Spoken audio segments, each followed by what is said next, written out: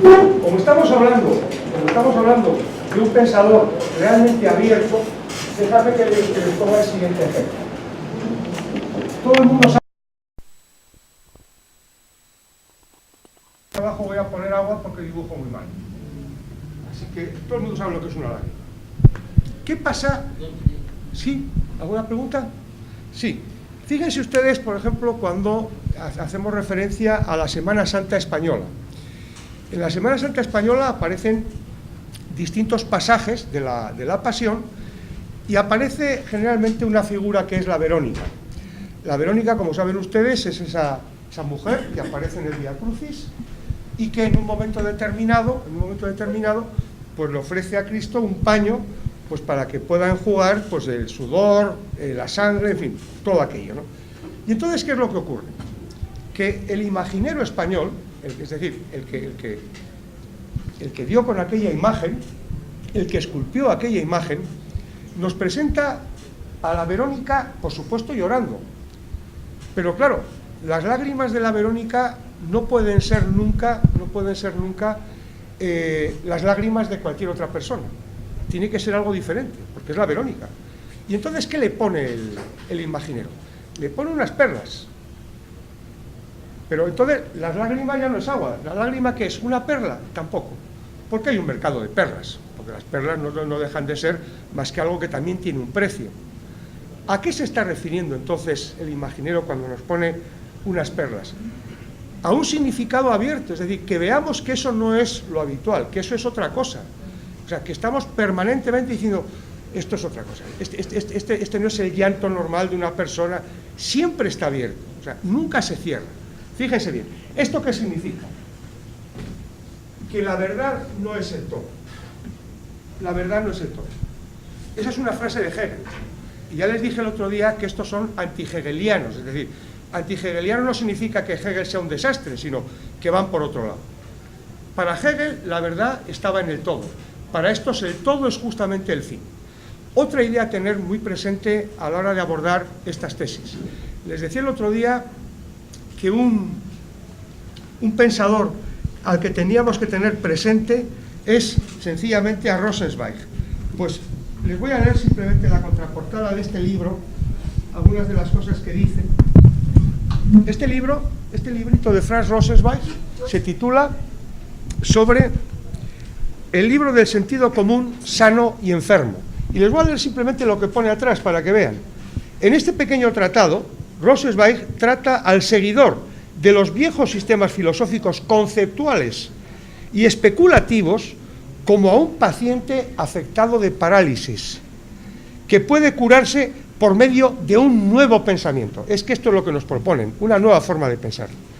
El idealismo alemán, es decir, Hegel, es el blanco de su crítica por pretender reconducir el mundo al yo. Eso lo vimos el otro día, ¿se acuerdan? El mundo al yo de la percepción. Frente al vacío idealista, para Rosenzweig, las leyes del pensamiento no son idénticas a las leyes de la realidad. Fíjense que aquí hay una crítica ya manifiesta a aquella frase de Parménides: ser es lo mismo que pensar.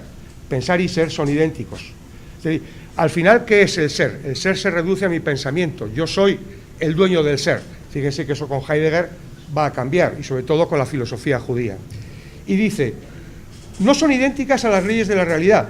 El ser pensante, lo que decía usted, no es una abstracción, pues su pensamiento no se refiere solo a su espíritu, sino a la totalidad de su existencia. A la totalidad de su existencia. Entonces, a partir de aquí, ¿qué es lo primero que debemos considerar? ¿Por qué esta frase de Adorno refleja una idea que ya estaba en Rosenzweig, con la que empieza La estrella de la redención? Por una razón muy simple. Rosenzweig empieza su gran obra, La estrella de la redención, hablando de la muerte. ¿Por qué? Porque la muerte es mía. La muerte es mía, no es de otro. Hemos visto la de otros, pero la muerte es mía. ¿Se dan cuenta? Entonces, la verdad no está en el todo, la verdad está en el sufrimiento. ¿Se acuerdan que hablábamos otro día de la teodicea, todo ese tipo de cosas? Ahí está. Entonces, a estos pensadores tenemos que verlos precisamente desde ahí. desde lo que es el sufrimiento humano, la vida, la existencia, pero la existencia digna, existencias que nunca lo son porque están quebradas precisamente por todo lo que vimos el otro día. ¿De acuerdo? Hablamos del lenguaje, todo ese tipo de cosas. Entonces ahora volvamos un poco a lo alegórico. Les voy a leer algunas de las cosas que dice Reyes Mate precisamente sobre la mirada alegórica. Y dice, porque luego con esta idea vamos a ver después la tesis primera y la tesis novena, ¿de acuerdo? Pero sobre todo que tengan claro lo que es la alegoría. Dice, según cuenta Gershom Scholem, que tanto ayudó a Benjamin en la comprensión del componente mesiánico de su pensamiento, fíjense que este mesianismo está presente en el cristianismo. O sea, en el cristianismo hay una componente apocalíptica, mesiánica, que simplemente se pierde desde el momento en el que el cristianismo se echa en manos de la filosofía griega romana. Y se pierde. Y ya a partir del siglo IV, que les voy a decir, cuando, como les comentaba el otro día, Constantino declara al cristianismo la religión universal, es decir, católica, a partir de ese momento ya la pugna cristianismo-judaísmo es un hecho, con lo cual el cristianismo cada vez va perdiendo más, digamos, su poso judío, que es lo que usted estaba apuntando. Y dice, la mirada alegórica tiene un doble ingrediente. Por un lado, es capaz de detectar, bajo la apariencia petrificada, inerte de una calavera, por ejemplo, el final de una historia. Para expresar esa capacidad de visión, utiliza los términos de decadencia o caducidad. Aunque esta historia personal aparezca ahora, tras la derrota y el olvido, como una historia petrificada, la mirada alegórica entiende que ahí hay vida, aunque sea vida fallida. Este momento lo toma Benjamin de la cultura barroca. El barroco, no se olviden que es un arte en época de crisis. Frente al clasicismo aparece el mundo barroco. La decoración de una iglesia o los sermones de la época ilustran al visitante u oyente de la desmesura, fíjense bien, entre sus ansias de felicidad y sus verdaderas capacidades. No debe llevar a engaño la frecuencia en el barroco de ruinas y calaveras. No son para el artista naturaleza muerta, sino vida frustrada. Vida frustrada. No es el todo, son vidas frustradas. La verdad no está en el todo, la verdad está en las vidas frustradas. La verdad es el sufrimiento. ¿Se dan cuenta? Desde ahí tenemos que empezar a pensar. Que los sueños de grandeza hayan quedado reducidos a huesos y ruinas no engaña al hombre del barroco, que siempre verá tras estos restos una historia personal y no una natural.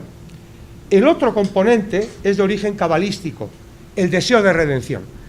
¿Cómo vamos a entender nosotros algo de Walter Benjamin si para nosotros el término redención pertenece a ese ámbito religioso y la religión es el opio del pueblo? No, es que la redención es una categoría política. ¿Pero por qué redención? ¿Cuál es la condición necesaria para que alguien pueda ponerse a hablar de redención? Pues lo que decíamos el otro día, que el pasado no está cerrado. Claro, el pasado no está cerrado. Claro, el pasado está abierto. O sea, no hay una superación del pasado y aquello quedó ahí y lo que vale es el futuro y la revolución para el... No, el pasado está abierto. Si el pasado está abierto, todas esas víctimas del pasado nos están interpelando. Y entonces, claro, vuelvo ahora a aquella... ¿Dónde he dejado el chisme? ¿El plumón? Ah, está aquí. Fíjense el otro día cuando hablábamos del fragmento teológico político. Esta es la flecha de la política. Esto es el mundo profano. Y fíjense que la otra flecha va en sentido contrario, va hacia el pasado. Este es el mundo divino. Fíjense que estas flechas nunca se van a juntar, nunca van a chocar. Pero cuando se pongan en paralelo, puede saltar una chispa que nos haga ver a nosotros cómo esa felicidad que anhelamos en nuestro mundo, que es el mundo profano, no va a ser posible si no pensamos justamente en todas las víctimas del pasado, si no hay una redención del pasado.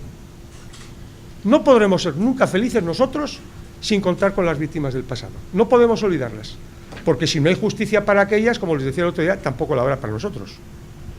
Claro, esto es una visión totalmente diferente. Ni qué decir tiene que estas tesis cayeron en manos de marxistas del 3 al 4, que no saben ni quién era Carlos Marx, y no entendieron ni media palabra, como es obvio. No, pero pues esto, nada, hombre, sí, ¿qué iba a ser marxista? Ese es un teólogo metido a materialista, no sé qué. No, ese no, ese es un materialista metido a teólogo. No entendieron nada. Y por eso, tanto Walter Benjamin como los autores que van a escuchar ustedes en las próximas sesiones siempre han sido minoritarios. ¿Por qué? Porque su lenguaje es diferente. Al introducir el lenguaje religioso, introducimos un lenguaje alegórico, siempre abierto, lleno de metáforas, que nos da que pensar. Las tesis nunca están cerradas, se leen y se leen y se leen, porque siempre uno puede encontrar un sentido diferente. Pero siempre que pensemos que el lenguaje alegórico nos llama a lo abierto, nunca a lo cerrado. No conceptos, como veíamos el otro día, categorías que terminan, digamos, configurando ese todo según mi forma de ver el mundo. No, el mundo está ahí, y fíjense lo que decíamos de Marx, es la realidad social la que determina mi conciencia, por tanto yo soy lo que tiene que ser explicado, yo no explico nada. Es, ¿cómo les diría yo?, es una ruptura de la subjetividad lo que nos permite precisamente acceder a mundos que serían imposibles si hablamos de un yo macizo, un yo moderno, un yo de la filosofía idealista, que sencillamente lo que hace es plasmar sus categorías en ese todo y recibir de ese todo lo mismo que él había puesto. Esto es otra cosa. Seguimos, fíjese. El otro componente es de origen cabalístico, el deseo de redención. El alegorista descubre, tras esa historia fallida, no resignación o fatalismo, sino una llamada a la reparación del mal acontecido y a la restauración de sus deseos insatisfechos.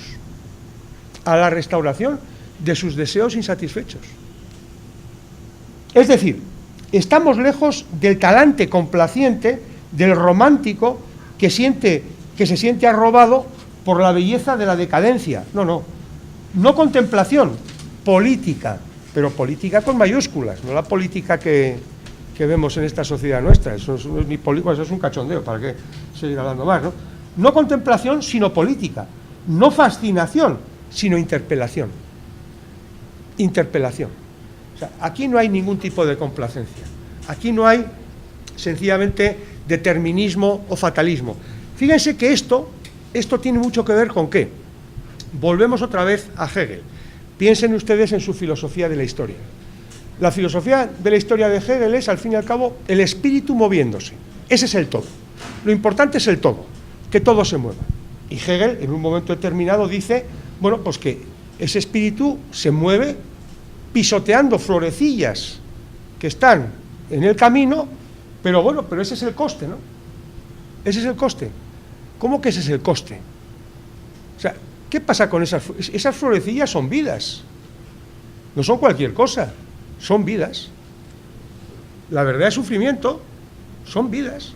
Es que desde ahí pensamos.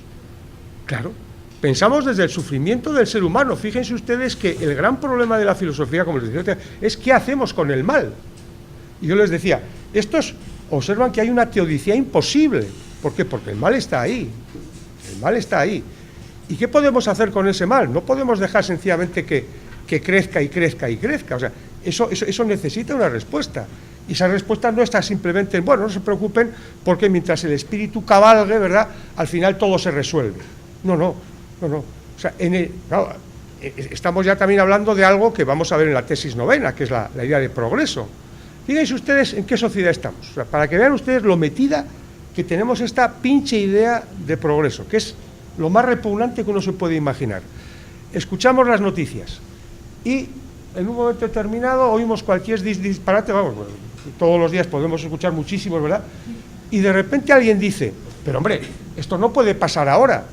¿Pero cómo que no puede pasar ahora? Pensamos que no puede pasar ahora porque eso entendemos que eso es de un pasado que ya está superado. ¿Pero qué pasado hemos superado? ¿Qué pasado hemos superado?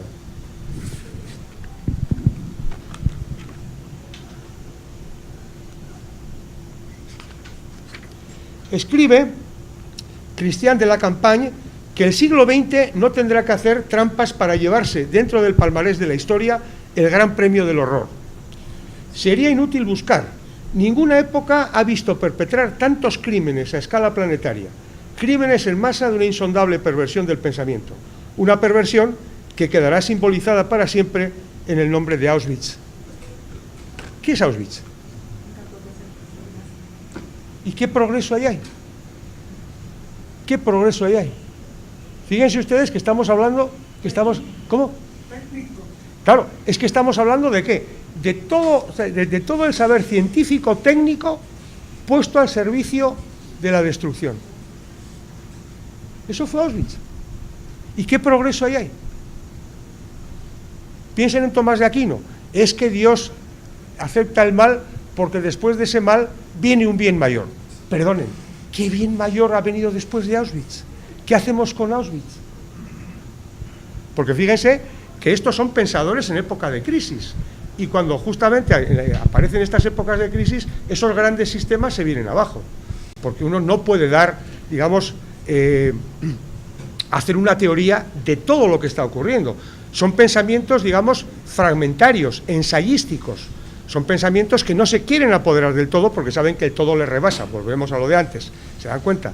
Entonces, estamos ante un pensador que escribe de una forma totalmente diferente, porque tiene en cuenta muchas de las cosas que la filosofía moderna, incluso la filosofía occidental, olvidó. Pero fíjense que rescatan algo que es importante, y es que si ese mensaje está siempre abierto, ese mensaje está haciendo referencia a aquel mismo mensaje, fíjense bien, que los filósofos presocráticos, y de ahí la dificultad para entenderlos, proponían. Que si el agua, que si el aire, que si lo indeterminado, todos escribían en verso. ¿Y eso qué significa? Que estamos hablando quizá de lo que no se puede hablar, de lo inefable. Estamos acercándonos a aquello de lo que no podemos, digamos, conceptualizar. Estos son estos pensadores, que nos obligan permanentemente a estar abiertos a ese nuevo mensaje. Claro, ¿van viendo un poco por dónde va? O sea, es que es importante, porque si perdemos de vista su forma de entender el lenguaje, las tesis se nos tienen que caer de las manos porque están escritas de otra manera. O sea, no es un lenguaje habitual, no nos cuenta una historia habitual. Entonces, hay que pensar que partimos de una visión alegórica de las cosas, es decir, metáforas entrelazadas, metáforas que, como les decía en el caso de la lágrima, siempre me llevan a algo abierto. Siempre hay una reflexión posterior.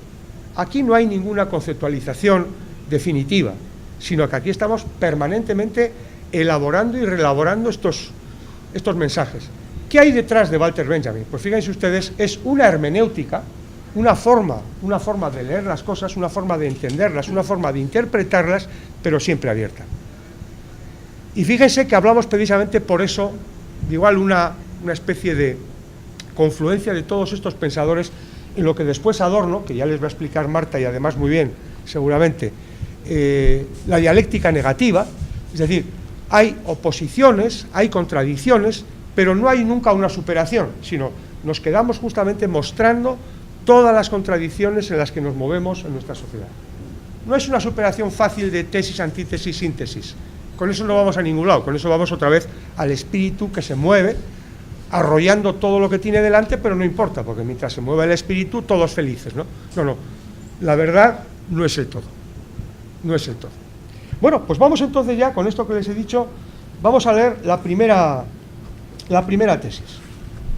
Vamos a ver qué es lo que dice en la primera tesis. Vamos a ver, dice, claro, sí, me quedo dando vueltas, sí, una cosa. Sí. Nuestra reacción respecto a ciertos actos de barbarie siempre es, ¿cómo puede ser? Claro. A estas alturas. Entonces esa fue nuestra reacción frente al golpe de Estado de Honduras. ¿Cómo puede ser? Claro, pero claro. Si no dábamos por superada esa situación, por lo menos pensábamos que ni los gringos, ni los oligarcas, ni los chaparotes centroamericanos, perdón por lo de chaparotes, pero no puedo decirlo de otra manera, ya no estaban en condiciones de operar de esa manera. Sí, es que, claro, pero es que el problema es precisamente que la gente no ha leído a Carl Smith, que es lo que decíamos el otro día y vamos a ver hoy. O simplemente queremos sostener la capacidad claro, de sorprender claro, sin reaccionar. Es que va a decir... De reaccionar de manera frontal frente a esas cosas inaceptables. Claro. Eso es legítimo, ¿no? Claro, lo que pasa es que Walter Benjamin va a decir que no tenemos, o sea, que no es nada filosófico asombrarnos de las cosas que ocurren. Porque el problema es que por esa idea del progreso creemos que hay cosas superadas. Nos hemos vuelto hegelianos sin darnos cuenta. El pasado está abierto, el pasado no está superado. Perdón, esa capacidad de asombro es lo que ha provocado que un movimiento tan importante de un pueblo bastante menos desarrollado, o bastante menos protagónico, menos en términos de lucha política, está haciendo lo que está haciendo. ¿Sí? Entonces, me parece que ahí tenemos derecho a esa capacidad de sorpresa, de indignación y convertirla en movilización. Y esa es la sorpresa. De indignación sí, de sorpresa no, precisamente por eso. Eso lo vamos a ver después, así que vamos a tocarlo después cuando veamos el estado de excepción. Fíjense lo que dice. Sabido es que debe haber existido un autómata construido de tal suerte que era capaz de replicar a cada movimiento de un ajedrecista con una jugada contraria que le daba el triunfo en la partida. Un muñeco. Te pones a jugar con el muñeco, un ajedrecista, haces un movimiento y automáticamente el muñeco te hace otro movimiento que te contrarresta. Y ustedes qué comienzo, ¿verdad? Un muñeco trajeado a la turca, con una pipa de narguile en la boca, como marfil, se sentaba ante el tablero, colocado sobre una mesa espaciosa.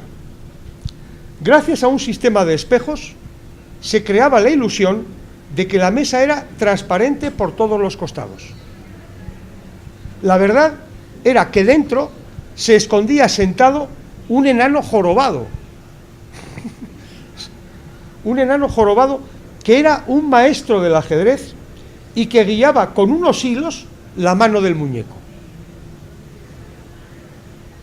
Hasta aquí parece que entendemos algo, ¿verdad? Pues prepárense para el final. Una réplica de este artilugio cabe imaginarse en filosofía. Tendrá que ganar siempre el muñeco que llamamos materialismo histórico. O sea, ¿ustedes creen que esto se entiende? O sea, el muñeco es el materialismo histórico. Pero además, cuidado, porque si van a leer estas tesis, no se olviden de algo. Benjamin nunca escribe materialismo histórico sin más. Escribe... Ya les voy a explicar el porqué.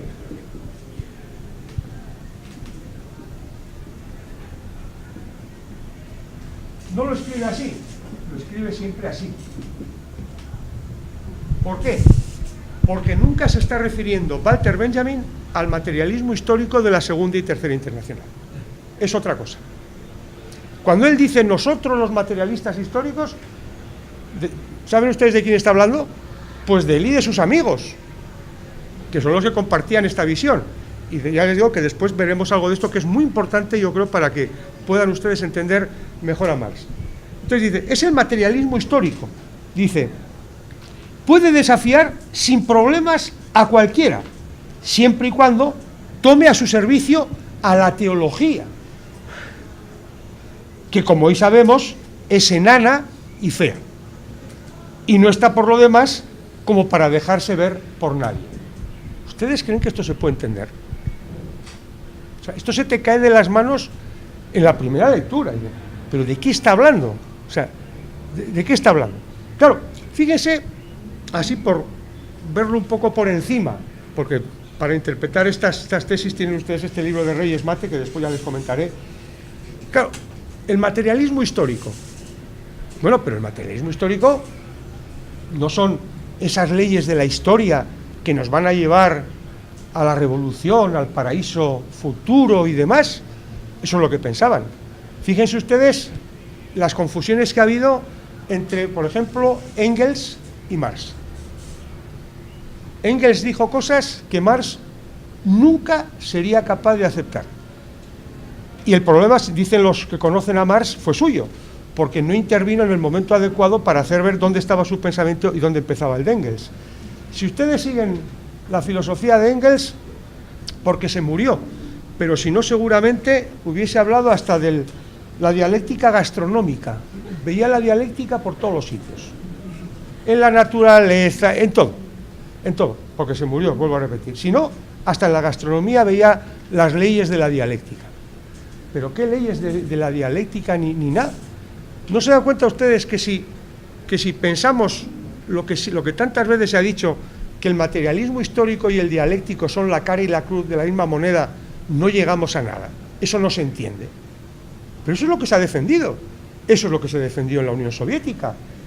Pero esto es un error, pero catedralicio.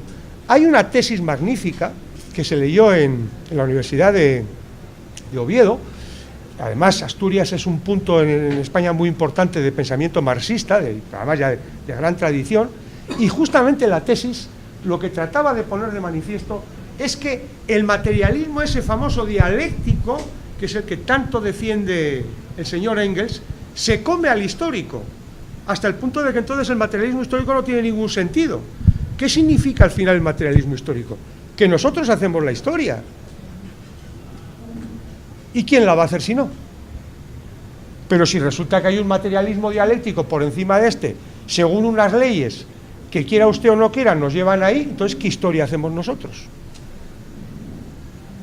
¿Por qué quejarnos de la situación actual si las leyes de la historia nos han puesto ahí? Ellas mismas nos harán movernos. Entonces, pues, ¿para qué protestar? ¿Para qué una teoría crítica? ¿Para qué? Es que ese es el gran error. O sea, nosotros hacemos la historia. O sea, la historia no va a terminar con fuegos artificiales y todo el mundo dando vivas a la patria y no sé qué. No, el capitalismo no va a terminar así. El capitalismo terminará cuando nosotros decidamos que termine. Él por sí solo no va a terminar. No, es que Marx hablaba de que el capitalismo tendría un fin. Claro, hombre, si Marx analiza la historia, pues ¿qué es lo que vemos cualquiera de nosotros? Pues hemos visto que hay sistemas que llegan, que se establecen y que se van. Vayan ustedes en el siglo I, hablen ustedes con Octavio, con el emperador Augusto, y díganle que ese imperio va a caer. Hombre, por favor, no me cuente usted historias, pues esto cómo va a caer, si esto es la solidez hecha imperio, ¿no? Y cayó. ¿Y qué pasó con el imperio español? Pues que cayó, o sea, porque todo llega, está un tiempo más o menos y cae. Otra cosa es cómo caiga. Y por supuesto, no piensen tampoco nunca que Marx ve en esos sistemas que se van sucediendo una necesidad interna, porque eso es justamente lo que se le ha imputado a Marx, y eso es la mayor, en fin, vileza que uno se puede imaginar, porque entonces el marxismo pierde lo que es su esencia y su sustancia.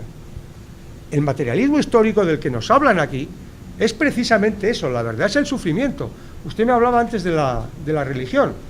¿Qué es lo que dice Marx cuando habla de la religión como opio del pueblo? Es que esa frase hay que entenderla mejor, que simplemente esto es... No, ¿el opio por qué? No, la religión para Marx tiene un componente muy importante, y es que nos hace ver que vivimos mal, O sea, luego ya es una crítica a la situación existente. ¿Dónde está después el problema de esa religión, que es esa crítica que tantas veces se ha hecho, que pone la solución en la otra vida? ¿Y en esta? Porque si la solución está en la otra vida, ¿esta vida para qué vale?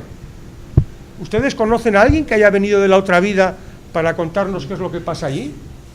Y sin embargo todos vivimos en esta puta vida hablando pronto y mal y sabemos lo jodidos que estamos. Eso sí sabemos. De la otra vida no sabemos nada, pero de esta, cualquier cosa que nos cuenten, nos quedamos todos absortos, ¿verdad?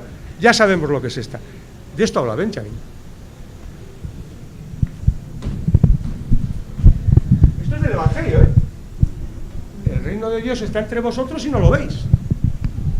Entonces, ¿dónde está el reino de los cielos? Aquí, pero no lo vemos. Ese es un pensamiento utópico.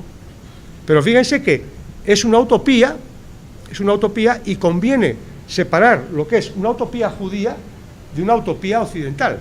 Si ustedes leen a Tomás Moro, la utopía occidental viene de alguna... Aquí está. Podríamos representarnos como esta asíntota, ¿verdad? La utopía. Esta sería la felicidad total. Y la utopía sería, como ven ustedes, esta asíntota que nunca llegará a tocar el eje de las X, pero se va aproximando poco a poco. No, la utopía judía es el mesianismo, es el fin de los tiempos. Es otra cosa. el reino de Dios está entre vosotros y no lo veis. Ya está aquí, no está en otro sitio, que es lo que nos han vendido. No, aquí resignación y resignación. ¿Qué decíamos? No, interpelación. Claro. ¿Qué les estoy diciendo? Pues todo lo que están diciendo ahí los teólogos de la liberación. Si no estoy diciendo otra cosa, es que la teología de la liberación no se entiende sin esto. Hay que recuperar el ámbito judío, hay que recuperar un mensaje evangélico que tiene categorías, como decíamos antes, redención, perdón, compasión, todo ese vocabulario que no hemos conocido para nada. Y entonces, claro, ¿qué es lo que ocurre? El materialismo histórico ganaba todas las partidas. Hombre, ¿cómo no? Las leyes de la historia, en fin, o sea, si es pura ciencia, ¿no? El materialismo histórico, eso es pura ciencia, o sea, pero como las ciencias naturales, ¿cómo no va a ganar todas las partidas? Y encima usted me viene hablando de que si de Dios y no sé qué y no sé cuántos, la crítica perversa a la religión. ¿Se da cuenta? Pero ¿eso de dónde viene? De la Ilustración. De la Ilustración. Ahí viene. Es decir, perder de vista una dimensión tan humana como es la religión y confundir lo que es el fenómeno religioso como tal con lo que puedan ser religiones positivas lamentables que vemos todos los días, con una religiosidad tóxica. No hay pueblo que no haya tenido religión, no se conoce ningún pueblo sin religión, la que ustedes me digan, pero no se conoce ningún pueblo sin religión. ¿Qué decía María Zambrano? Ansias de trascendencia. Eso está en el ser humano. Cómo se administre es otra cosa, pero eso está en el ser humano. Unas ansias de trascendencia. Entonces, claro, ¿qué es lo que viene a decir aquí Walter Benjamin así por encima? Claro, el materialismo lo gana todo, efectivamente. Fíjense ustedes que aquí estaríamos nosotros, en el mundo profano, nosotros haciendo la historia, ¿de acuerdo? Pero, ¿qué tiene la teología? ¿Qué aporta la teología? Walter Benjamin, ya les he dicho alguna vez, eran ateos, todos estos son ateos, no son religiosos ni mucho menos, son todos ateos. Pero, ¿qué aporta la religión? Esa mirada hacia el pasado. Esa mirada hacia el pasado. Eso no lo da la política. Piensen ustedes en los discursos que escuchamos. El Salvador tiene un futuro, no sé, pero donde ustedes vayan. No, porque ahora llegamos, y entonces ya verán ustedes, el futuro va a ser, lo mejor está por llegar. ¿Se dan cuenta? ¿No decía eso Tony Saca? Y fíjense lo que ha llegado. O sea, lo mejor está por llegar. Claro, porque está en el futuro. ¿Cómo no va a estar en el futuro? Pero podemos reírnos lo que queramos, pero esos son los mensajes que nos lanzan. Claro, es que, y además, ¿de qué hablan los políticos? Porque hay otra cosa también que es importante, ya que estamos hablando del lenguaje, ¿no? Piensen ustedes en un lingüista como Jacobson. Jacobson distinguía distintos usos del lenguaje y hablaba de un lenguaje fático, un uso del lenguaje fático y rético.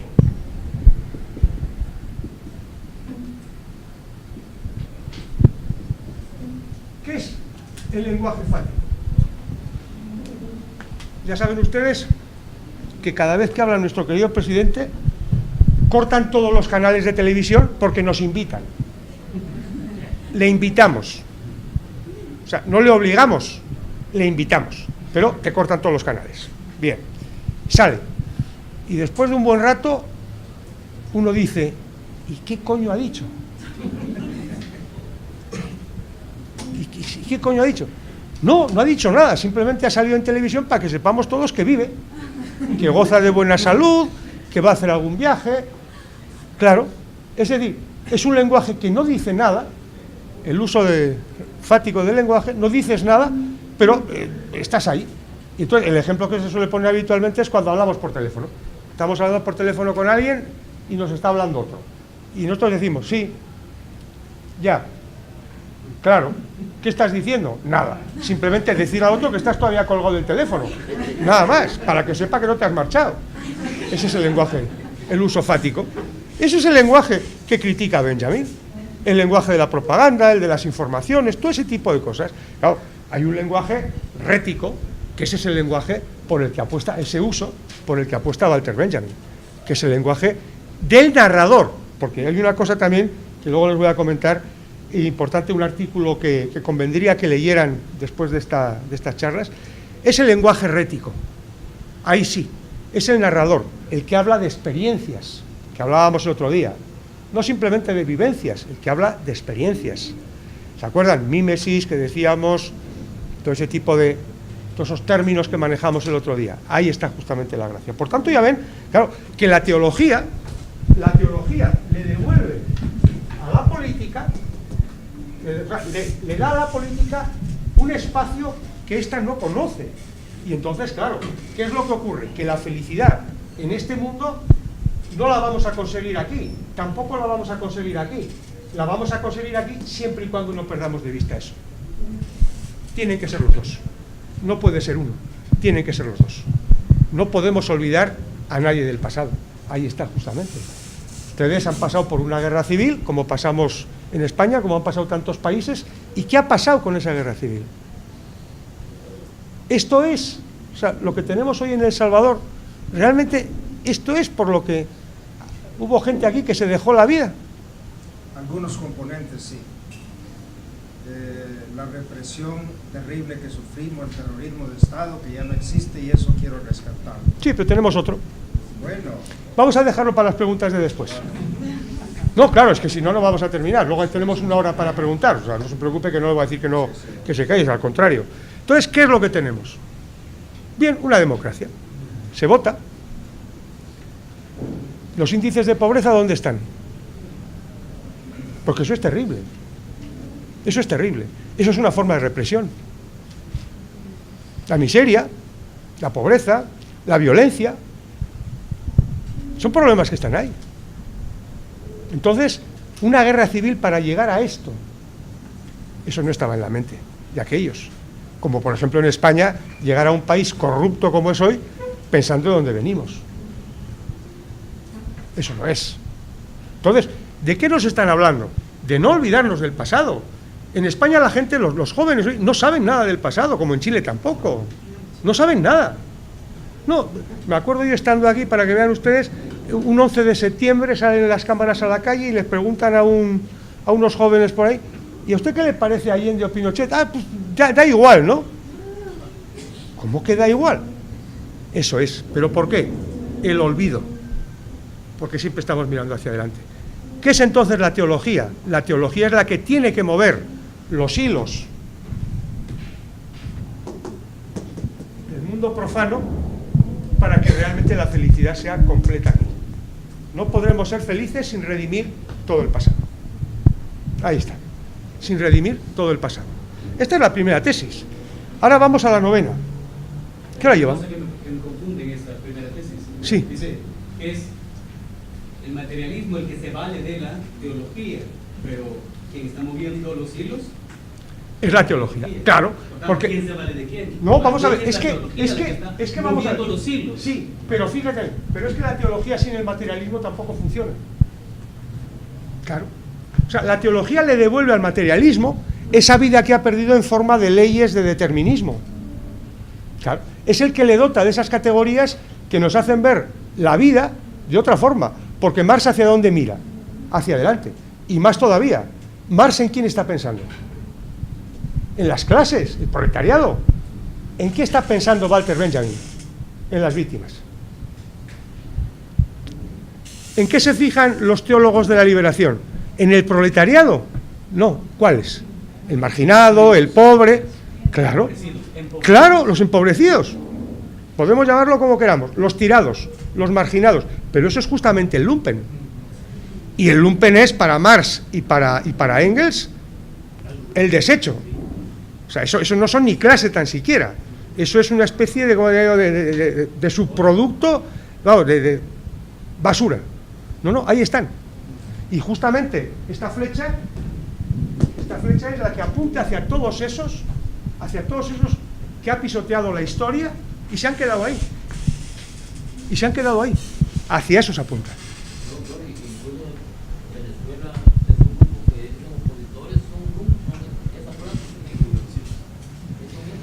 No, pero sí, es que vamos a ver, es que vayamos donde vayamos. Además, fíjense que hay una cosa también que es muy importante. Y antes usted ha sacado el caso de Jung, pues fíjense ustedes, por ejemplo, en el caso de Skinner, del psicólogo Skinner y lo que es el conductismo en psicología. Es decir, si yo, ya que estamos hablando de Benjamin y esta época tan terrorífica, si yo, por ejemplo, quiero acabar con los judíos como acabaron los alemanes, para poder hacer eso, lo primero que tengo que hacer es eliminar el componente humano de esas personas. A partir de ahí es muy fácil. Y entonces si ustedes ven los documentales, por ejemplo, del gueto de Varsovia, que filmó esta Riefenstahl, vemos judíos, ratas, ratas, judíos, judíos, ratas, ratas, judíos, judío, rata, rata, judío. Perdón, ¿dónde está el significante y el significado? ¿Qué es judío? Rata. ¿Y qué es rata? Judío. Ya está. Ya está. No me digan que no es fácil. Claro, eso es, eliminar el componente humano. De eso se trata. Entonces, claro, ¿qué es lo que ocurre? Que lo que estaba comentando su compañero, da lo mismo, porque en cualquier país, en Cuba, por ejemplo, ¿cómo eran los perros, las ratas, las bacterias, los virus?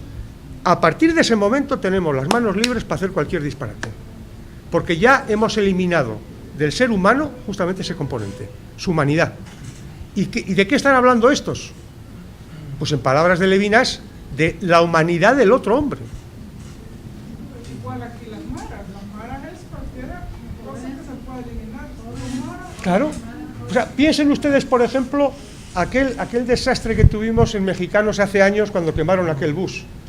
¿Quiénes iban en aquel bus? ¿Nosotros? Nosotros íbamos en aquel bus. ¿Y qué más da? Pues lo quemaron exactamente igual. O sea, ¿dónde está esa componente humana? Se ha perdido. Entonces, claro, desde ahí, porque además hay una cosa, fíjense bien, la subjetividad del ser humano pasa por la alteridad. Yo soy yo, porque usted es usted. Para yo ser yo, en el mundo judío, usted es usted. Es usted la que me da a mí mi yo. Pero más todavía, en una sociedad tan ñoña como es esta, pero tan ñoña, rápidamente escuchamos, oiga usted, pero es que usted no sabe con quién está hablando, es que yo tengo derechos. ¿Saben ustedes en el mundo judío de qué se habla? Venimos al mundo sin ningún derecho, no tenemos más que obligaciones.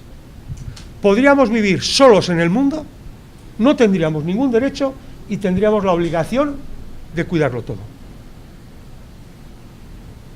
No tenemos derechos, tenemos obligaciones. Y entonces toda esa línea es la que ustedes pueden estudiar precisamente en Levinas. Y si ustedes leen a Levinas, pues entenderán mucho mejor, por ejemplo, a Enrique Dussel, que es lo que les decía el otro día. En Levinas, el rostro. ¿Qué es el rostro? Lo inagotable del otro. Estupideces, por ejemplo. No, es que los derechos, la igualdad. ¿Pero qué igualdad? Si somos todos diferentes. ¿En qué consiste esa igualdad? En una igualdad absolutamente abstracta, gracias a la cual cualquier diferencia de otro se transforma en ¿qué? En lo mismo de mí. Yo soy el que troquelo al otro. Entonces somos iguales. No, claro, lógicamente de ahí un voto. Obviamente, no vamos a dejar de votar, así podríamos llegar, ¿no? Pero un voto. No, es que el otro es infinito. El rostro del otro es infinito. Y me está interpelando permanentemente. Yo soy responsable de él. De eso estamos hablando aquí. O sea, eso es la teología. Eso no lo da la política. La política nos habla de igualdad, de derechos, pero nada más.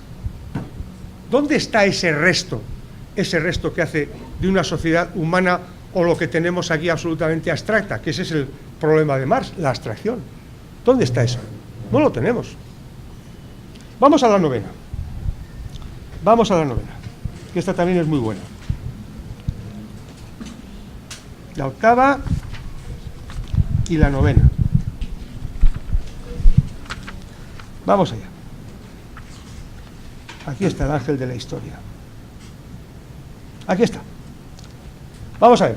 Para que no se pierdan, mírenme bien, porque este es el ángel de la historia. Este monigote, digámoslo así, que ven aquí, este es el cuadro de Paul Klee, el ángel de la historia. Fíjense ustedes, esto es lo que vio Benjamin. Lenguaje alegórico, ¿verdad? Fíjense ustedes, viendo esto, ¿qué tesis de la historia se saca? Impresionante. Impresionante. Hay un cuadro de Klee que se llama Angelus Novus. Este es el ángel. Yo no, digo para que quede claro.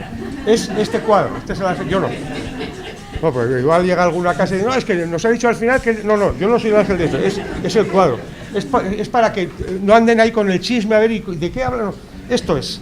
Y además quédense con esta imagen, porque hay veces que ponen el ángel de la historia pintando un ángel. Pues imaginen ustedes ver aquí un ángel. Bueno, pues en fin. Hay un cuadro de Klee que se llama Angelus Novus. Representa a un ángel que parece estar a punto de alejarse de algo, a lo que está clavada su mirada. Sus ojos están desencajados, la boca abierta, las alas desplegadas. El ángel de la historia tiene que parecérsele. Tiene el rostro vuelto hacia el pasado. Lo que a nosotros se presenta como una cadena de acontecimientos, y ¿qué hora llevamos? Porque es que sí me gustaría... ¿Qué hora llevamos? Son las 5, 10 y 5. Estupendo, porque es que después de esto quiero comentarles por lo menos algo del historicismo para que entiendan mejor estas tesis. Fíjense bien, el ángel de la historia tiene que parecérsele. Tiene el rostro vuelto hacia el pasado. El espíritu de Hegel, ¿hacia dónde va? Hacia el futuro. El ángel de la historia mira al pasado. Lo que a nosotros se presenta como una cadena de acontecimientos, es decir, la historia que hemos estudiado, y esto, y lo otro, y lo otro, y lo otro. Perdonen, ¿quién escribe la historia? Los hombres que escriben la historia. ¿Pero quiénes son? Los... Ah, claro. ¿Y los vencidos? Entonces esa sarta de acontecimientos que vemos, ¿qué son? Vamos a ver, pero es que para que vean esto, o sea, la importancia que tiene, o sea, cada una de estas frases, no sé si ustedes conocen a un historiador romano que se llama Polibio. Perdón, griego, a pesar de no, Polibio. Este hombre escribió sobre la historia de Roma. ¿Saben ustedes cómo escribía este hombre? Siguiendo esa figura retórica que podemos llamar la retroproyección de las postrimerías. Y esto se lo explico porque este es marxismo rancio. Lo que pasa es que él no sabía que era marxista rancio. De las postrimerías. Es decir, ¿cómo escribe entonces Polibio? Bueno, Polibio escribe ya con un imperio romano dado. Ya está.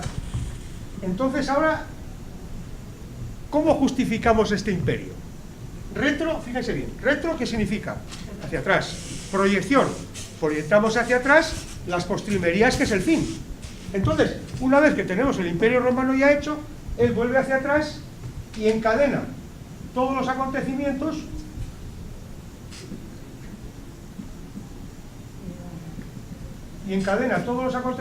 para demostrarnos que esto era necesario.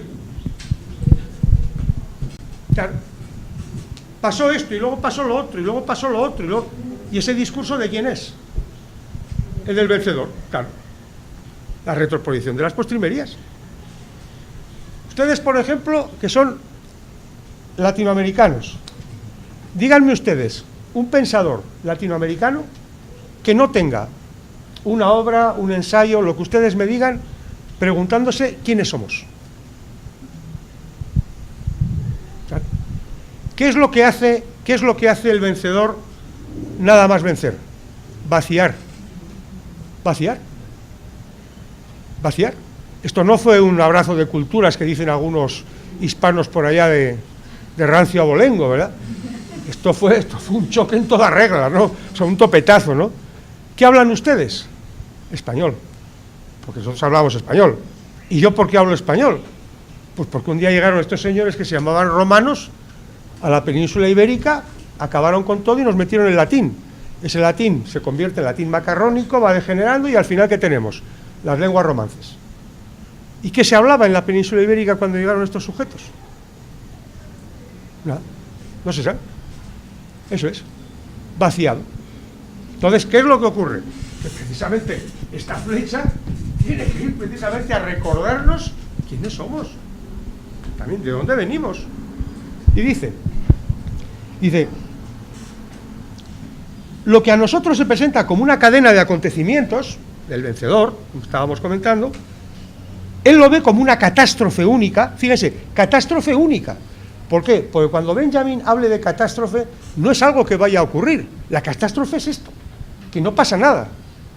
¿Se dan cuenta? Que no pasa nada, que estamos siempre en la misma. O sea, no pasa absolutamente nada. Eso es la catástrofe, que no pasa nada. Dice que acumula sin cesar ruinas sobre ruinas, arrojándolas a sus pies. Bien quisiera él detenerse,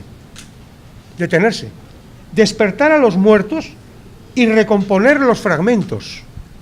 ¿De qué está hablando? De redención. ¿Se dan cuenta? De redención. ¿Esto qué es? ¿Categoría política? Para nosotros no. De redención. ¿Ustedes han escuchado a algún político hablar de redención? Yo en mi vida.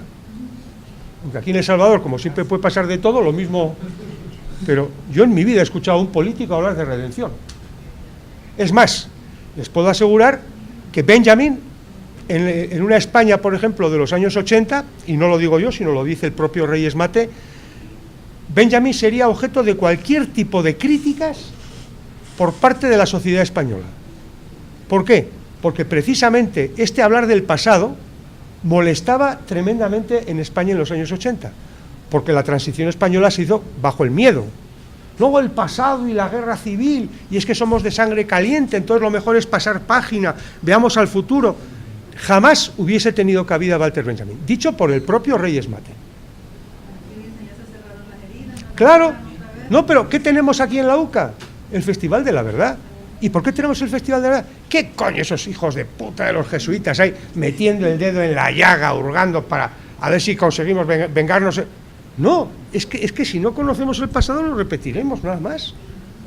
Claro, es tan simple como eso. Pero ¿eso quién lo ve? Eso no lo ven los políticos. Eso no lo ven los políticos. Miran hacia adelante, que es lo que tienen que vender, el mensaje, y atrás. ¿Quién mira atrás? No mira nadie, nadie. Pero desde el paraíso, fíjense, o sea, que él quiere volver, quiere redimir el pasado. Dice, pero desde el paraíso, Antonio, sopla un viento huracanado que se arremolina en sus alas tan fuerte que el ángel no puede plegarlas. El huracán le empuja irresistiblemente hacia el futuro, al que da la espalda, porque claro, va mirando hacia atrás. Mientras el cúmulo de ruinas crece hasta el cielo. Eso que nosotros llamamos progreso es el huracán. Eso es el huracán. O sea, es decir, el espíritu de Hegel, el espíritu de la historia, va caminando, muertos aquí, muertos allá, pero no mira hacia atrás. Porque si mirara hacia atrás, le pasaría lo del ángel, que se quedaría consternado. Pero como no mira hacia atrás, mira hacia adelante, el progreso. Estamos consumando la historia. Consumar la historia. Los judíos no consuman la historia. Los judíos, como les dije el otro día, tienen un pasado densísimo, un presente que forma parte de este pasado, y el futuro es prácticamente irrelevante. ¿Por qué? Porque el Mesías puede aparecer en cualquier momento. Nosotros no tenemos pasado, no tenemos ningún pasado, porque miramos siempre hacia adelante. El presente es vacío, imagínense el futuro que tenemos por delante. Eso es la catástrofe. Ese es el capitalismo. Si estamos hablando de vida y muerte nada más. Todo esto que les han contado aquí en las clases de la plusvalía relativa, de la reproducción y no sé qué, ¿eso qué es? Bueno, ¿cómo funciona el capitalismo? Pero el capitalismo no es malo por eso, es que va contra la vida, o sea, es un atentado contra la vida. Por tanto, la verdad es el sufrimiento. Claro, la verdad es el sufrimiento. Pero el capitalismo resulta que nos da derechos y cosas de estas. Repito, ¿qué son los derechos? ¿Qué son los derechos? Sino algo abstracto, iguales, que somos todos iguales. ¿Pero qué es eso de que somos todos iguales? Afortunadamente somos todos diferentes, lo que no significa que haya jerarquías de ningún tipo, pero precisamente porque somos diferentes podemos aprender unos de otros. Eso es Nietzsche, eso es Adorno. No, es que era un aristócrata de la cultura. Pues claro. No, es que no es popular. ¿Y qué es popular? ¿Hablarle al pueblo tonterías? Como decía Machado, que decía el otro día en la radio. ¿Quiere usted escribir para el pueblo? Pues escriba como Cervantes. No les cuente mamarrachadas ni cosas. Es que el pueblo es como no son muy listos y tal, mensajes baratos, no. Esto es para el pueblo. Ahora, hay que tener arrestos para leerlo. Claro, es que esto es, o sea, aquí hay que meterse, o sea, lenguaje alegórico, uno tiene que prepararse, tiene que leer, tiene que releer.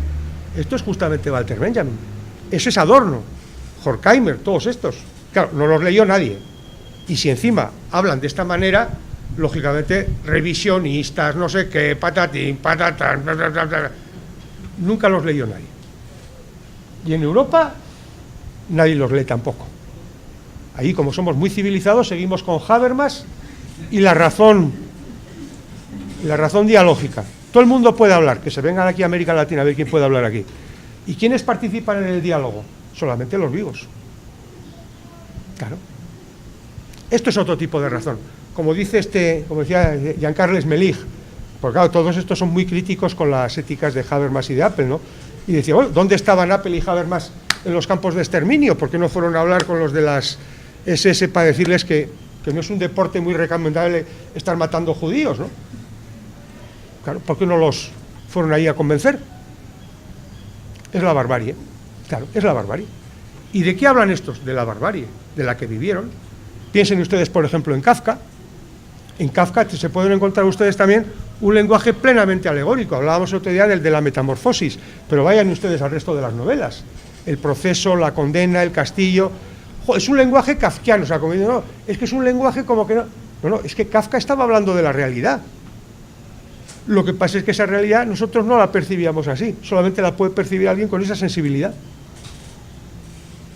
Claro. O sea, es que es una época totalmente diferente. Y ya para terminar, y nos vamos a tomar el café, es lo que quería comentarles. Fíjense bien, una suerte de concatenación de acontecimientos. Vamos a ver. El término historicismo, ya puedo asegurarles que es un término realmente complicado. Les digo esto, Manuel Cruz, concretamente, que es un filósofo de la historia en España, es un catedrático de filosofía de la historia, tiene un librito que se titula Historicismo y le da a historicismo hasta 14 entradas diferentes. 14 entradas diferentes. Entonces, ¿qué es lo que ocurre? Que este es un término que tenemos que ir conquistándolo según el autor y cómo lo emplea. Entonces, claro, Benjamin habla mucho del historicismo. ¿A qué se refiere Walter Benjamin? Por ejemplo, sin ir más lejos, Reyes Mate le atribuye 3 variantes. Ya les digo yo que en el caso de Manuel Cruz, muchas más. Dice, la primera tiene por piedra angular el concepto de universalidad aplicado a la historia universal. Hombre, pues esa es precisamente la historia de Hegel. O sea, ustedes se quejan de que llegáramos aquí los españoles y que hicieran lo que... Pero hombre, por Dios, es que ustedes no saben que son salvajes, que gracias a nosotros ustedes entraron en la historia universal. Si iban aquí con taparrabos, no tenían religión, no tenían instituciones, vayan ustedes a ver qué coño hablaban antes de llegar nosotros. Llegamos nosotros, los metemos en la historia universal y encima se quejan. Eso es Hegel. Es que eso es Hegel, eso es la Ilustración. Cuando ustedes lean a Kant y a todos estos, y hablan, no, es que la humanidad, cuando Kant habla de la humanidad, pero ¿a quién se creen que se está refiriendo? ¿A ustedes? No, hombre, por Dios, no sean inocentes, hombre. Si creen todavía en Santa Claus, sí, pero si no, no. Después, la segunda variante de historicismo pivota en torno al concepto de narración. Narrar la historia significa fijarse en los grandes nombres y en las fechas señaladas. ¿Qué decían ustedes? ¿Quién escribe la historia? Los vencedores. Claro, eso es. Entonces, dice, y hay un tercer punto que dice, la tercera variante del historicismo tiene por epicentro el concepto de empatía. Lo vimos el otro día, ¿se acuerdan? Experiencia, empatía, mimetizarse, todo ese tipo de cosas. Que es de acuerdo con lo que escribe en el borrador, el bastión más fuerte y más difícil de atacar. ¿Por qué? Porque esa empatía puede ser la que siente el historiador por el vencedor, y de ahí escribe su historia. Pero también, como dice Benjamin, para que nada se pierda. El historiador materialista es aquel que tiene que conseguir que nada se pierda. Y para que nada se pierda, ¿de qué tiene que hablar? De aquellos de los que nunca se ha hablado. Claro, para que nada se pierda. Porque fíjense que además la historia no tiene ningún tipo de ley. No hay leyes universales de la historia, como no hay leyes de las ciencias sociales. Hay leyes de las ciencias naturales. ¿Qué hay en historia? En historia no hay hechos, hay interpretaciones. Que no por eso significa que todas sean igualmente válidas. Hay interpretaciones, hay formas de leer la historia, pero muchas formas. Y entonces, lo que nos estoy diciendo aquí es, ¿cómo leemos el pasado? ¿Con quién empatizamos? ¿Con el vencedor? ¿Con el vencido? Porque la historia que nos han contado es esa. Y fíjense que la historia universal, y es lo que dice Hegel, dice, en primer lugar, aparece un pueblo, imagínense los españoles, llegan aquí, nos volvemos la locomotora del tren, y llevamos el tren hasta la siguiente estación. Ahí se nos ha acabado ya el carbón. Viene otro pueblo que lleva la historia hasta otro sitio. Esos son. Entonces, ¿qué podríamos decir del nazismo? Que se equivocaron. Se pensaron que era la locomotora en aquel momento, pero no lo era. Por tanto, la misma historia los echa. Eso diría Hegel. Pero la historia es eso. ¿Ustedes creen que la historia es eso? Siempre hecha, claro, por los vencedores, lo que les decía. Ustedes, por ejemplo, para mí, aparecen en mi vida en 1492. Antes no tienen existencia. Claro, no tienen existencia. Claro, y entonces van, historia universal. Pues que si Egipto, ¿cómo dice? Claro, entonces, ¿dónde estamos? Egipto, las grandes civilizaciones. Pero claro, hay una cosa que dice Walter Benjamin, que lo dice en una de las tesis, fíjense bien, dice, no hay documento de cultura que no lo sea de barbarie. Fíjense que este es un matiz fundamental, porque no estamos hablando de pueblos civilizados y de pueblos bárbaros. Obviamente, que ustedes hablen español es una verdadera maravilla, claro, es un hecho de cultura, pero perdón, ¿y cómo se impuso el español? A base de profesores que venían allí de gramática, de retórica, ¿cómo se impuso? Todo documento de cultura es un documento de barbarie. Miren ustedes el Che, que también es un gran revolucionario, además creo que les han hablado ya de él. ¿Han visto ustedes diarios de motocicleta del Che? Cuando llega a Perú, si ustedes conocen Perú, mejor, si no, exactamente igual. Llega ahí y llega a Machu Picchu y se queda así. ¿Cómo pudo caer esta cultura en manos de los españoles? ¿Y ese es un revolucionario? ¿Ese se preguntó en algún momento de su vida cómo se había levantado el imperio inca? Claro, porque si ustedes van allá, no lo conocen, yo sí, les van a llevar un día de excursión a un sitio que se llama Piquillacta. Es decir, el lugar de los piojos. No estábamos hablando antes de piojos, bacterias, cómo se elimina. Eso ya lo sabían también los incas. Acabaron con todos. ¿Y cómo se levantó ese imperio? A base de besos, apretones de manos, saludos, regalos. ¿Cómo se levantó eso?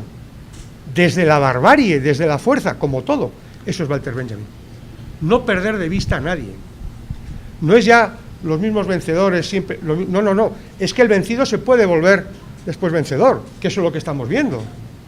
Fíjense ustedes, por ejemplo, el caso de Israel, el trato a los palestinos. Un pueblo que tenía que tener una conciencia especial después de lo que vivió. Ahí los tienen, cómo tratan a los palestinos. Entonces, ¿de qué está hablando? Cultura y barbarie. O sea, es que no hay un campo que esté limpio de la barbarie, como tampoco hay un campo que esté limpio de la cultura. Siempre hay algún tipo de cultura, pero como cultura y barbarie se van solapando. Llegas aquí a América Latina, si podemos seguir, Teotihuacán, magnífico. Perdone, ¿cuánta gente murió levantando aquello para mayor gloria del rey de turno. Las pirámides de Egipto, todos los grandes documentos y monumentos que vemos. ¿Cuánta gente murió? O sea, ¿cuánta gente se dejó allí? Su vida, sus esperanzas, sus sueños,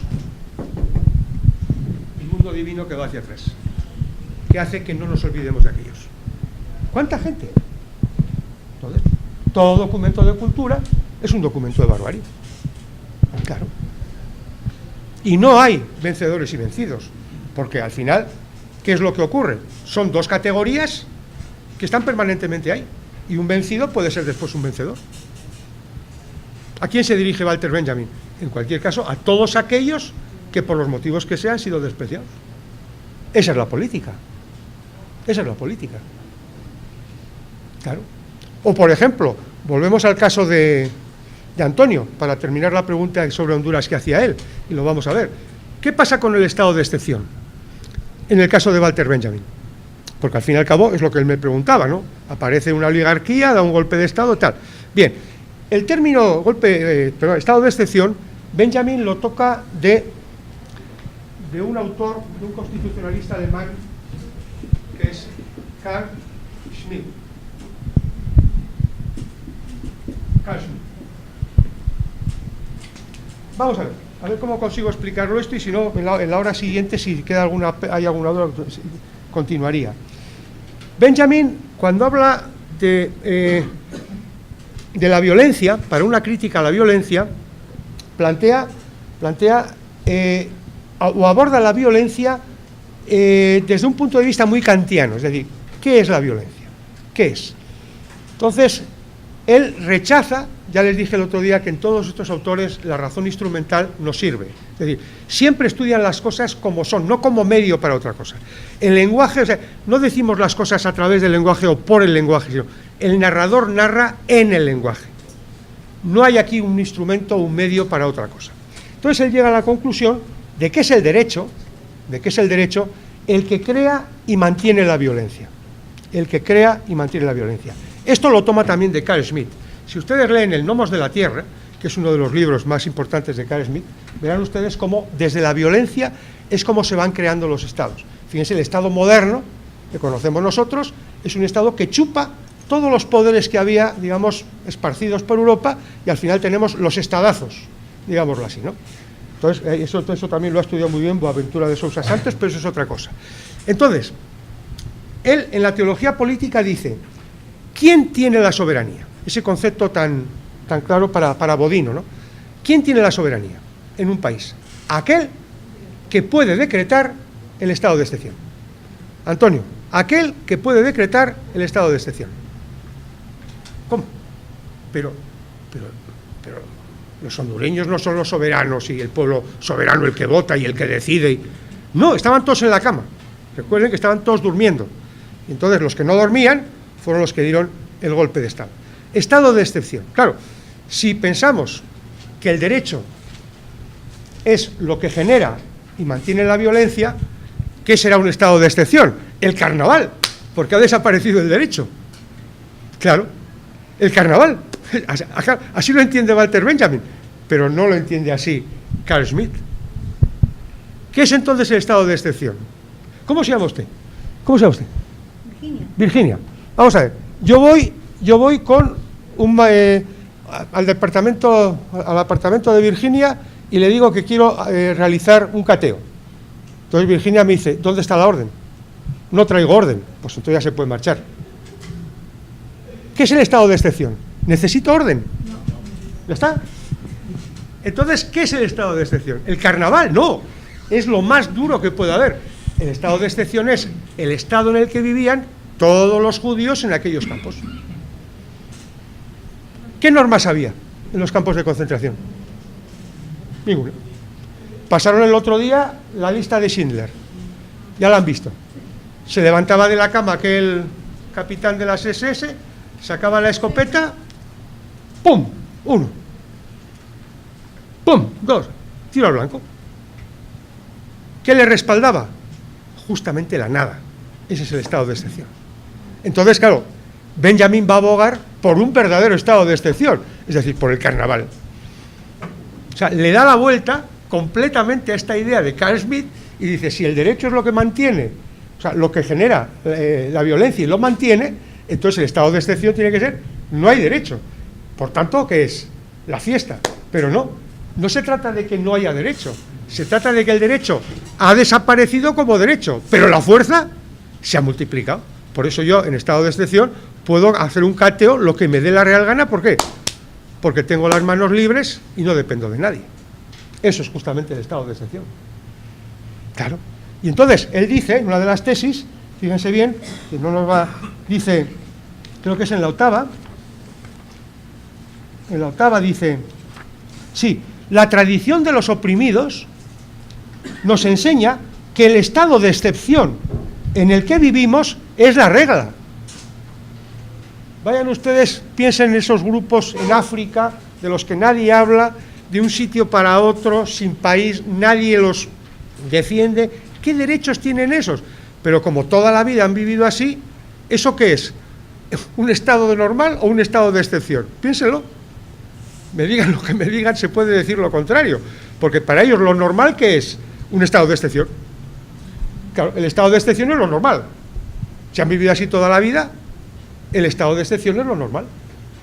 Y dice, debemos llegar a un concepto de historia que se corresponda con esta situación. Pero cuidado, es que detrás del estado de excepción, aquí me parece que no les van a hablar en este ciclo, pero tienen ustedes el Homo Sacer, que es la primera obra importante de Giorgio Agamben, que habla precisamente de cómo vivimos en un mundo que es un estado de excepción, que es un campo de concentración.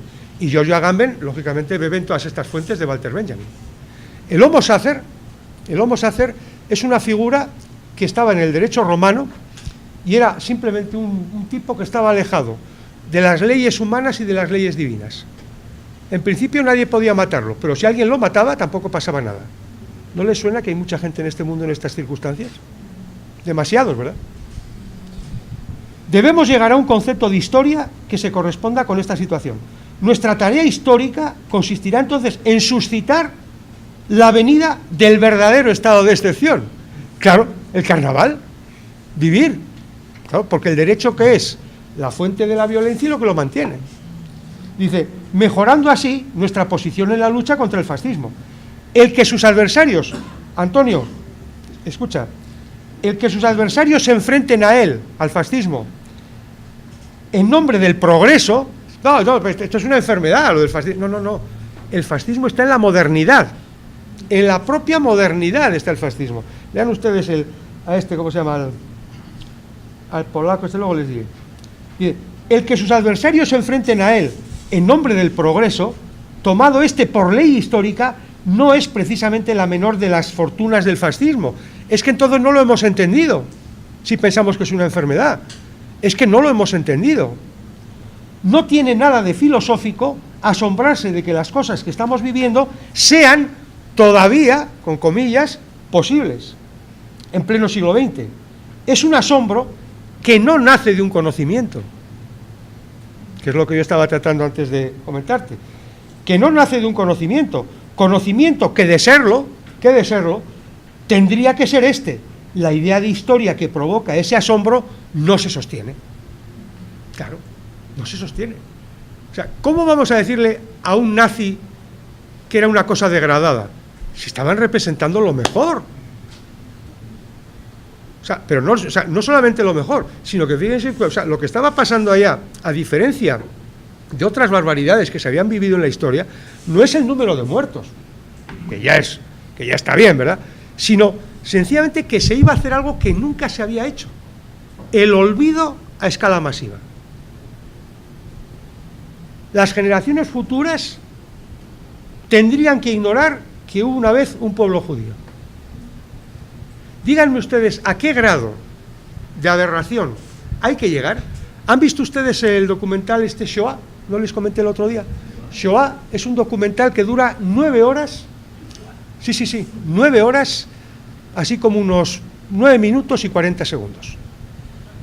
Shoah. Extraordinario. O sea, ¿cómo puede ser que maten a los judíos de un tiro? Los entierran. Y 2 años después los desentierran, imagínense ustedes qué situación, para quemarlos. No tenía que quedar rastro. ¿Cómo se entiende? Que perdiendo la guerra, y necesitando elementos en el frente, no vayan esos elementos al frente y vayan a los campos de concentración, porque su misión es acabar con los judíos y olvidarlos. ¿Qué es eso? No es barbarie, es estética. Claro, barbarie es para usted, es estética. Es estética. Y para que vean la imbecilidad, hasta dónde puede llegar, y nos vamos a tomar un café, en una clase que estaba dando yo, y perdónenme que hable en estos términos, pero es que es así, uno que venía de oyente, vamos, que no le faltaban más que el arco y las plumas, porque era un verdadero indio, pero así de claro, ¿verdad? No es que lo digo así para que vean, o sea, para que todavía se den cuenta de la imbecilidad de este sujeto. Estábamos hablando de esto y de repente dice: hizo bien Hitler acabando con todos los judíos. Sí, eso dijo en clase. Todo el mundo se le quedó mirando y ante semejante imbecilidad nadie dijo nada. Por supuesto, jamás volvió a clase. Claro, no tenía sentido. Pero ahí tienen ustedes lo que es la imbecilidad humana. Porque ¿qué hubiese hecho Hitler con estos que llamamos indígenas? ¿Qué hubiese hecho? Lo mismo. Pero pues es estaba... una idea que se ha permeado en muchos eventos en estos países. Sí, pero está muy mal. Parte del grupo de Sí, poder. pero que está muy mal. Entonces da la casualidad de que venga un tipo de esas características a decirme que Hitler hizo bien, o sencillamente seguidores que pueden tener estos sujetos en América Latina con todo lo que ha caído. Eso es la imbecilidad. ¿Cómo terminamos el otro día? ¿Qué les decía de aquella señora? ¿Era víctima o victimario? Claro, ese es el problema. Ese es el problema. ¿Víctima o victimario? Porque era una víctima, pero su discurso no era el de una víctima, era el de un victimario. Entonces, ¿qué es lo que nos encontramos? Esa ceguera, que es la que están tratando estos de ¿qué? De poner a la vista. Cegueras de distintos tipos. Pensar que el nazismo es una enfermedad de la modernidad. No, es que va en la modernidad misma. O sea, es que precisamente en la propia ilustración, desde el momento que la razón solamente se va a parar a lo que es la razón científico-técnica, ahí está la verdad, y la ética, la estética, la política no participan de eso, ¿dónde caen? En la irracionalidad.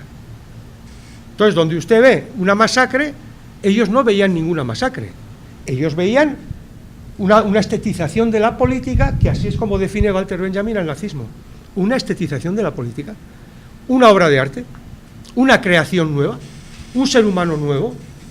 Claro, pero de esto también se ha hablado en la Unión Soviética, el nuevo ser humano. ¿Pero qué nuevo ser humano? ¿De dónde salen esos robots? ¿Qué es eso del nuevo ser humano? El nuevo... Así se habla. ¿Qué es esto? Pues poner en tela de juicio todos estos mensajes y todas las tesis de Walter Benjamin, porque hemos estado leyendo la octava, y fíjense que esta tesis, por ejemplo, octava, como muy bien dice Walter Benjamin, está escrita desde los vencidos, o sea, que ellos saben lo que es el estado de excepción, que es lo que les decía. Para ellos el nazismo no fue más que una continuación del estado de excepción en el cual han vivido siempre. Claro, pero siempre han vivido así.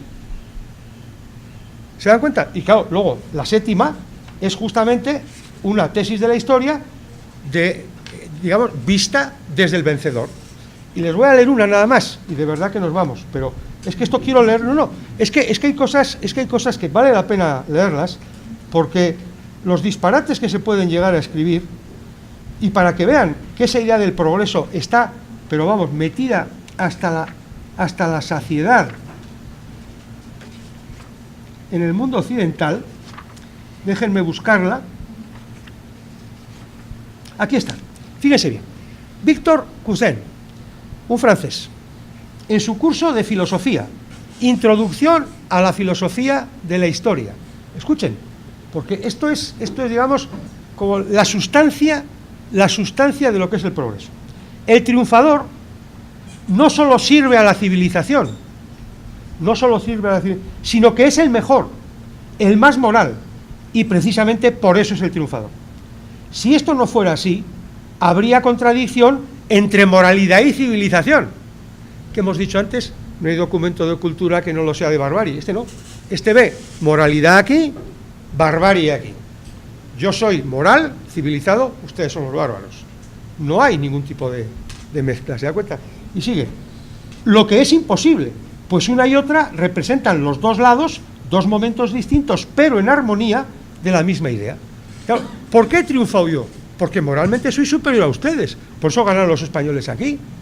O sea, luego el que gana no solamente es el vencedor, sino que es el vencedor moral. Porque gracias a que es el vencedor moral, podemos hablar de progreso. Pero hombre, ¿pero cómo puede ocurrir todavía esto hoy? Claro, porque esta es la idea que está metida. Progreso. Fíjense que progreso viene del latín progradior. Progradior, ¿qué significa?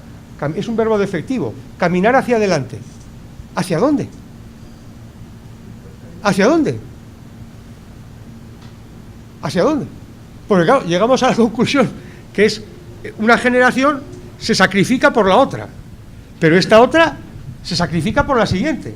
Y entonces, ¿qué generación vale? Claro, ¿qué generación vale? Si nuestra vida está en otro lado, no valemos nada. Si nuestra salvación está en el otro mundo, esta vida no vale nada. ¿Qué es esto? Una reivindicación de la vida actual, de la que tenemos, de que vivamos bien. Eso es Walter Benjamin.